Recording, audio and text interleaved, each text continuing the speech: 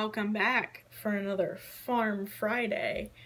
I have all of this stuff up here. We are talking about Lisinopril today.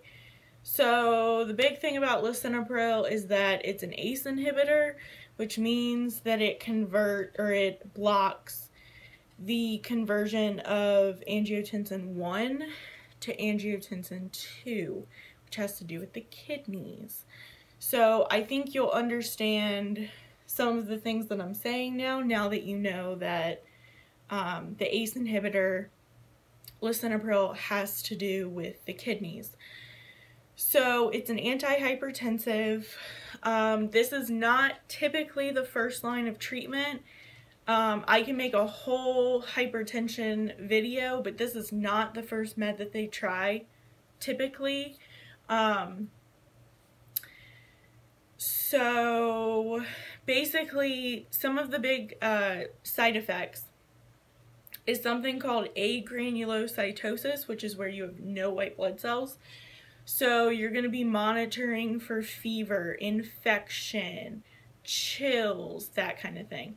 The other thing that can happen is a cough, which would be indicative of fluid volume overload. So some of the things with fluid volume overload are, let's just restart this. The first sign and symptom of fluid volume overload is crackles in the lungs. Crackles in the lungs are not normal. So if you notice that you're listening to the lungs of a patient, yesterday they were clear and they're on Lisinopril, and tomorrow and today you hear crackles, that's not normal and they're in fluid volume overload. So that's the first thing. Second thing, edema. So any kind of retention of fluid. Check the feet, check the ankles, check the lower legs. Those are the two big ones as far as fluid volume overload. But of course there is weight gain and shortness of breath. Those are the other two. So we already hit on that. So because it's a antihypertensive, you want to check the blood pressure to make sure that the medication is working and it's therapeutic. Once they go home, you need to make sure that they know how to check their blood pressure, because before they can take this medication, they need to take their blood pressure to make sure that their blood pressure isn't like 50/20, which I've seen before. So it's important to make sure that they take their blood pressure properly once they go home.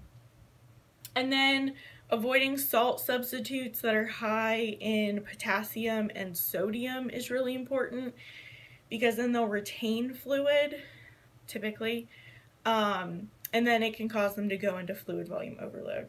So obviously that is bad and we don't want our patients to go into fluid volume overload. That's the big thing with Lisinopril, is fluid volume overload, because it is converting, or it's blocking the conversion of the angiotensin 1 to 2. So it is doing stuff with the kidneys, and anytime you're doing stuff with the kidneys, fluid volume overload. So if you have any questions, leave them in the comments, and I hope you have a great weekend.